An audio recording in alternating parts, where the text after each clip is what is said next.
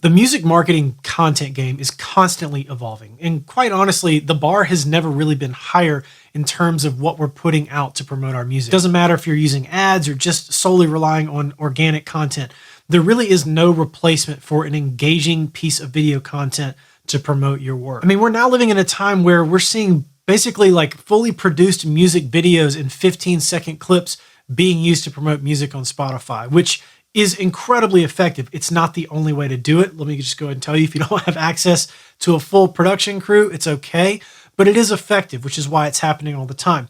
And because the bar is so high and because there's so much competition, it can often feel like it's difficult to stand out from a content and promotional perspective as an artist, especially if you're a team of one or you only have a phone or you don't have that much money to spend, a lot of different reasons. How can we stand out? How can we make better content, more engaging content, both organically and within an ad context that can kind of deliver every time? I think there are 3 basic rules that we can follow to promote our music using effective content, regardless of how things ebb and flow and shift over time. These are kind of 3 core principles that will, for the most part, always work. The first rule is this: if you're promoting music, your song is the most important aspect of what you're doing. Not your cover art, not your video, not you talking.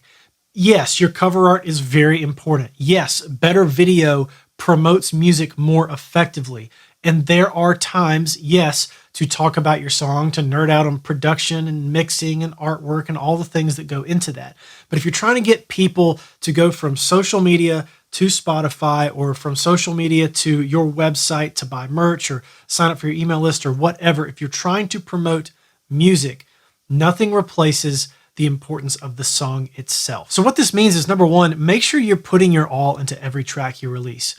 I'm definitely not a fan of procrastinating by analyzing and going back and fixing and changing stuff. Do the best you can and release the best work you can. And once you do that, make sure that every piece of content you use, if you're trying to promote that music, features the song first and foremost, front and center. So if it's a music video, make sure it's obvious that the song is the star. If you're just using your cover art, make sure it's obvious that the song is the star. Don't use an explainer vid or you talking to try to promote your work on Spotify. Again, there's a time for that, but not really in a context where you're trying to get people from one place to the other to actually listen to your work. Now, I know this sounds obvious, but you'd be surprised at how many people forget that the song is the most important part. So remember, the song is king, everything else is secondary. Okay, so the second rule, don't oversell what you're trying to do. What does that mean? It's 2024. People know a music video when they see one. If you're using your cover art as an ad effectively, people should know that it is an ad for music when they see it.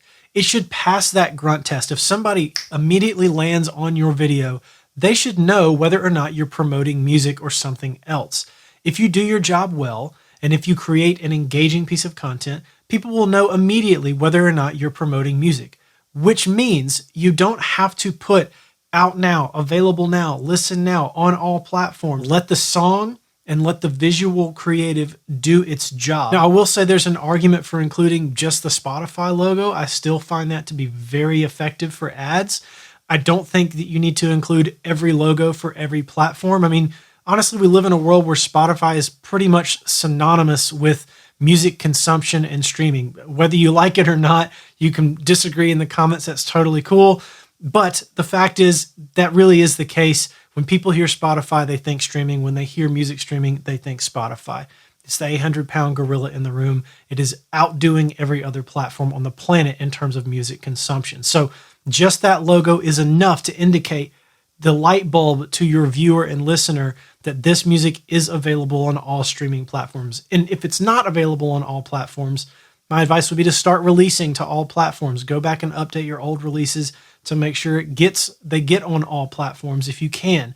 You want to meet people where they are, which means you want to give them the option to listen on their platform of choice. If somebody sees the Spotify logo and they listen to their music on Tidal, they can safely assume that that song is going to be available on Tidal. So even if they don't end up on Spotify, just the appearance of that logo will tell them, I'm going to go to my music platform and listen to that song and find it there. When you leave out all of the listen now, out now, available on all platforms stuff, Number one, it makes your content feel more natural and more organic. You can kind of blend in with more organic content, especially if you're running ads. It also feels less spammy to people if you're using it as an ad or as organic content in general. And number two, it just feels less salesy. People are getting sold to all the time online. There's nothing wrong with doing a little bit of selling. You have to sell yourself. It's called marketing after all. You want to get people over to your music. But there is such a thing as overselling and doing too much to where it just kind of gets annoying. So you don't want to annoy your listeners.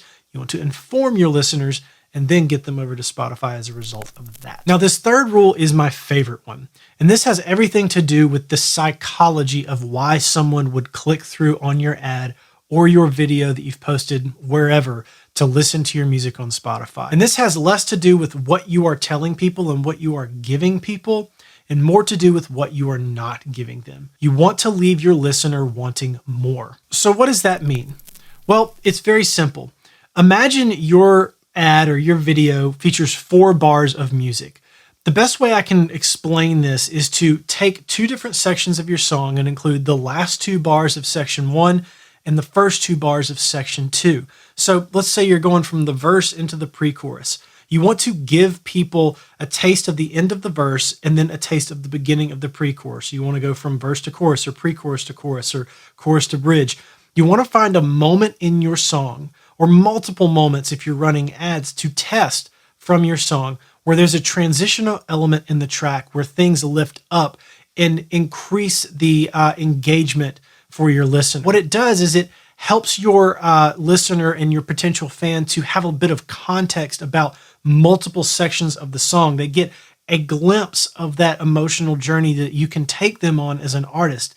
And secondly, and most importantly, it leaves them wanting more at the end of it. Now, this is kind of like a marketing hack. This is basically the advertising or music marketing version of the cliffhanger that keeps you coming back to movies and television. Think about every TV show that you love. Odds are every single episode ends on some sort of a cliffhanger. And this is the thing that brings you back next week to the following episode so that the makers of this show can ensure you keep coming back for more. We're doing that exact same thing within the context of music marketing. I mean, all 3 of the ads that I have run most successfully for my music do this exact same thing. Here's some examples. First, my song Hero. Writhing in the underground, struggling to make a sound, hard to breathe under bended knee. We need a hero,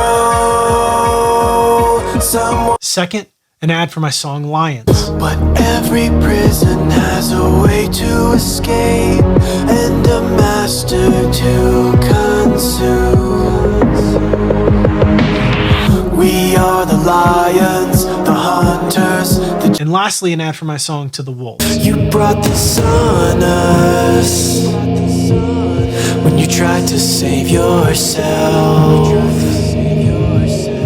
You threw me to the wolves and left me there to die.